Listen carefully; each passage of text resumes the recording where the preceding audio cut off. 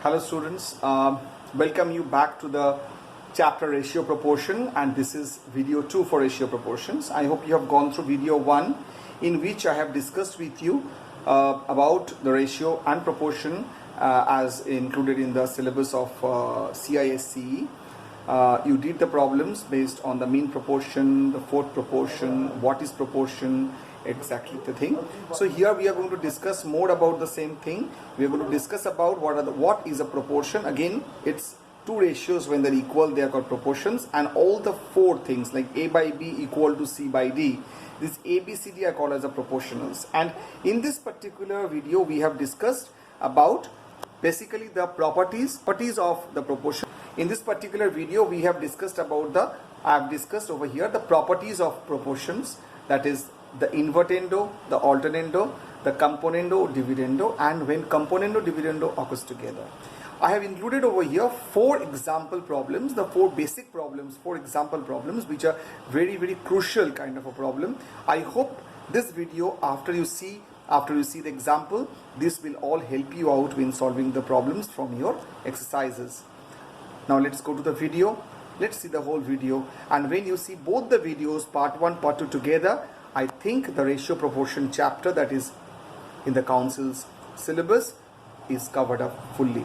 Okay children, let's not waste time. Let's go for the video. Okay, thank you. So we start our topic, which is proportion, and this is video 2 for proportion. In part 1 or in video 1 we had seen the different kinds of proportion, the mean proportion, the fourth proportion, and the problems which are based on proportion. In video 2, as I told you, that we are going to see the properties or some useful results or the properties of ratio and proportion. A brief recap: what is a proportion? When two ratios are equal, they are said to be in proportion. That means if you have a ratio A by B and it is equal to C by D, we say that they are in proportion. And these four quantities, that means A is to B equal to C is to D, the four quantities, what are they? A, B, C and D. These four quantities we call them as proportionals. Proportionals, T-I-O-N-L. They are called proportionals. Clear? Now today our topic is basically some useful results or the properties of the ratio and proportion. Now the first property we will speak about is invertendo. The first property we will speak about is invertendo. Now what is this property invertendo is all about? The invertendo is that, suppose we have got A by B equal to C by D is a proportion. Okay. Now it implies that 1 divided by A by B will also be equal to 1 divided by C by D. That means when both of them are equal, if you divide the same number with the same, it remains the same. That means 1 is the same and it is divided by the two numbers which are A by B and C, which are also the same, so they remain the same, and hence the result becomes B by A equal to D by C. So the result is A by B equal to C by D has become B by A equal to D by C. We call them as invertendo. We call them as invertendo. Now we are coming next to a small part, another subpart called alternando. Let's see what is it. As you have A by B equal to C by D, from here I can write A into D equal to C into B. Yes, we can write that. And after that, I can still write A divided by C is equal to B divided by D. Just bring it here and it goes there. So what we see, the main ratio has altered and has come to this one, because it is A by B equal to C by D. So ultimately C came down and B came up. So it become A by C equal to B by D, and we call this as alternando. Clear? So we have learned what is invertendo, what is alternando, and next thing which is very important is componendo and dividendo. let's see that what is componendo and dividendo. Doing now componendo and dividendo. Componendo. What is it? Let's see. Suppose you have got A by B equal to C by D. You have got A by B equal to C by D. Because the ratios are equal. Now, if I add 1 to both sides, then what happens? A by B plus 1 will still remain as C by D plus 1 because 1 added to both sides, same number added to both sides. Very simple. So what it will become now? It will become A plus B divided by B equal to C plus D divided by D. Okay, it become like this. So this property that A plus B by B equal to C plus D by D, it is called as the componendo. Now what is dividendo? Just the opposite of this. Dividendo. Suppose we have A by B equal to C by D. If I subtract 1 from both of them, what we will have? We will have A by B equal to C by D by D. We will have this. And this is what is called as the dividendo. Now this result 1 was componendo. This result 2 is dividendo. If I divide 1 divided by 2, if I divide this by this, if I divide, what will happen? I'll have this A plus B divided by B by A minus B divided by B equal to C plus D divided by D divided by C minus D divided by D. And what this will be equal to? Very simple. This will be very simple. B cancels and D cancels. You are left with A plus B by A minus B equal to C plus D by C minus D. And this is what is called as componendo and dividendo. When you are doing this one, it is actually you are doing componendo and dividendo. How we get the help of this in problems? Componendo and dividendo makes a problem easy when you have got two ratios equated to each other. Then we have got componendo dividendo, which makes the problem. If A is to B equal to C is to D, which implies A by B is equal to C by D, and if I apply by componendo and dividendo, what we get? We get A plus B divided by A minus B is equal to C plus D divided by C minus D. This is what is componendo and dividendo taken together. Okay, so componendo means adding and dividendo means subtracting, the same thing. So we are adding, we are subtracting, we are adding and subtracting, and the way I have already explained to you how this is coming. So this is there in the syllabus very much, and we are going to see how we can apply them in problems. Okay, so therefore we have to go to the problems using the properties. So we are going to start with the very basic problem, so you understand the problem and hence you can do it. Definitely you will be able to do it. That's a very important thing, that you will be able to do it all by yourself. So let us take a very simple example of a problem of componendo and dividendo.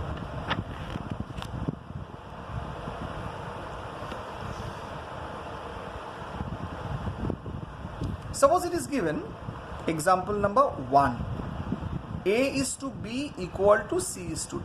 It is given.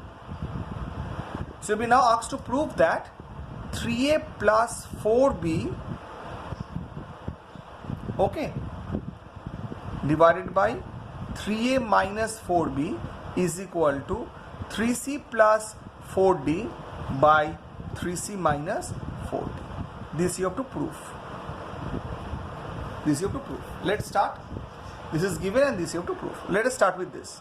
So we have, this is a solution. A by B, this is the solution. A by B equal to C by D is given to us. Now we multiply. What we multiply? We multiply by 3 by 4 to both sides.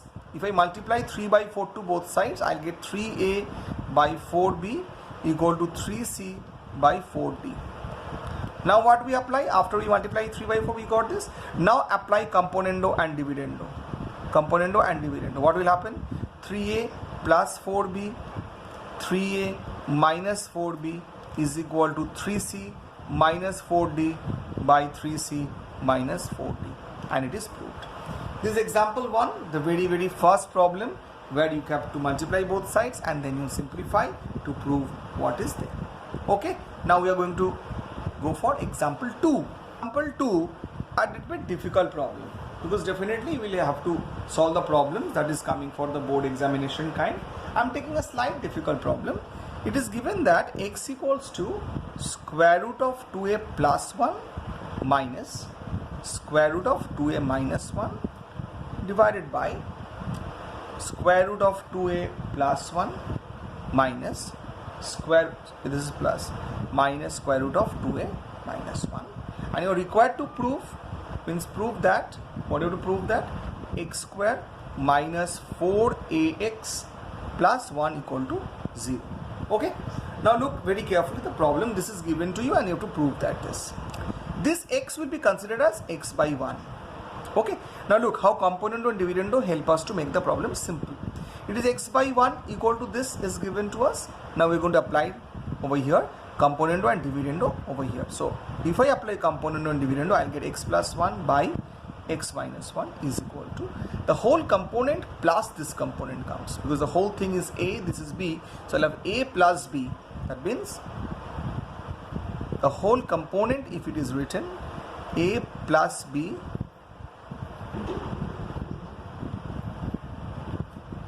and we'll have a minus b, means the same thing.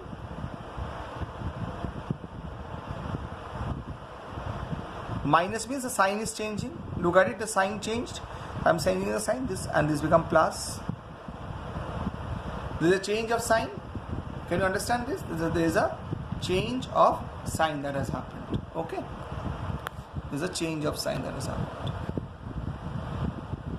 So now what happens? This and this goes away. This and this goes away. I'm left with x plus 1, x minus 1 as 2, 2a plus 1 divided by 2, 2a minus 1. 2 cancels. So this goes away. Now I have to get rid of the square root, so I square both sides. The moment I square both sides, I'll get x square plus 2x plus 1 by x square minus 2x plus 1, and here I'll have 2a plus 1, I'll have 2a minus 1.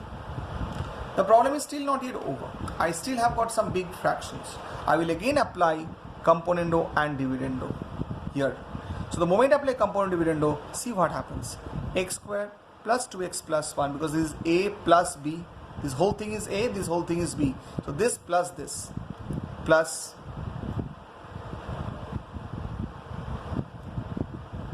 and then this minus this, the whole thing minus this. This one will be this plus this minus this.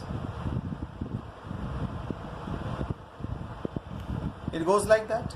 So now this will be cancelled, this will be cancelled, this will be cancelled, this cancels and this cancels.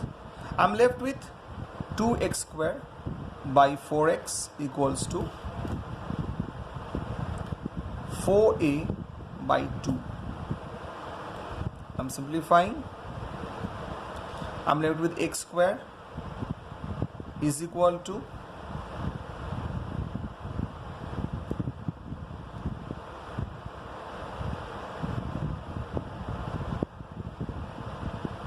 there is something is missing out.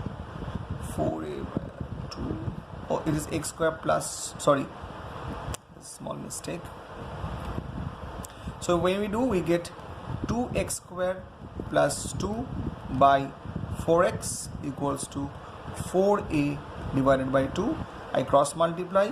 4x square plus 4, 16xa. If you bring it to the same side, I get 4x square minus 16xa plus 4 equal to 0.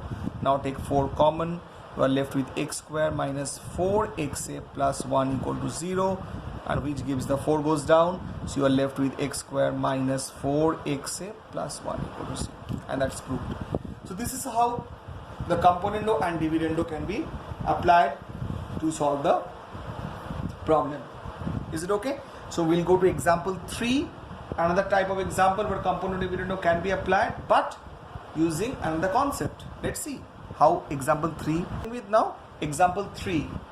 Look at the problem. What is example 3?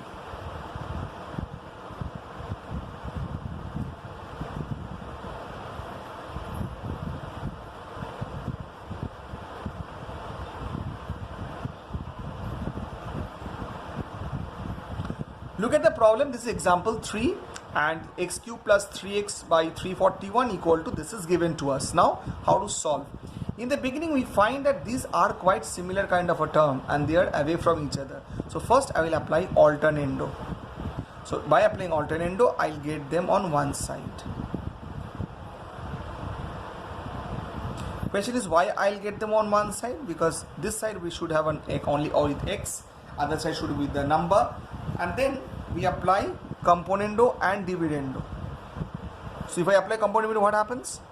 X cube plus 3x plus 3x square plus 1, and here you will have x cube plus 3x minus 3x square minus 1. This will become 341 plus 91. This will become 341 minus 91. This is nothing but x plus 1 whole cube. This is nothing but x minus 1 whole cube. And this is what? 432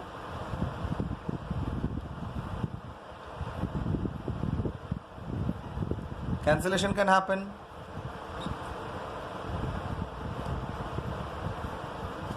So I'll have x plus 1 by x minus 1 whole cube is equal to 6 by 5 whole cube.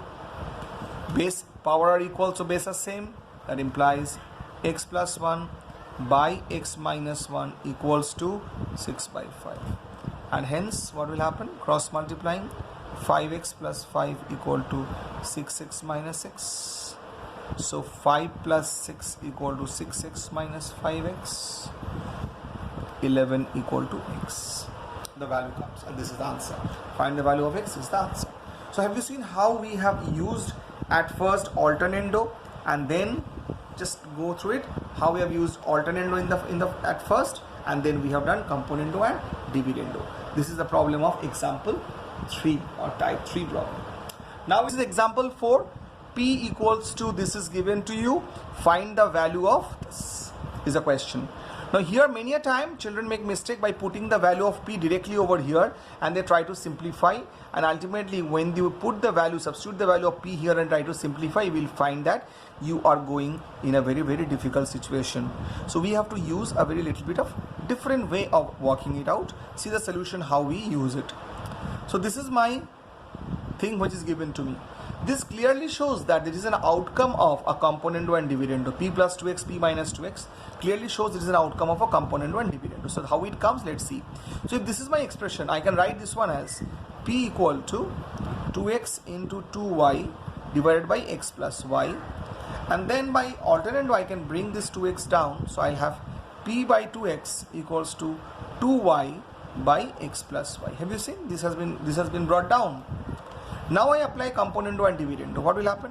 P plus 2x by P minus 2x equal to 2y plus x plus y, 2y minus x minus y. So result comes 3y plus x by x y minus x. Similar way, if I bring the 2y down, so what I will get? P by 2y equal to 2x by x plus y. Same way, the way you have got it here, same way you can get it here also. Because I need this component. I need these two components. This component already I have got the value. Now I want to find out this component. For that, from the same expression, I bring 2y down. So this same expression which gave me 2x down, same expression will give me 2y down, and I'll apply it. How will I apply it? Again, componendo dividendo. So P plus 2y by P minus 2y equal to 2x plus x plus y divided by 2x minus x minus y. The result is 3x plus y by x minus y. Okay.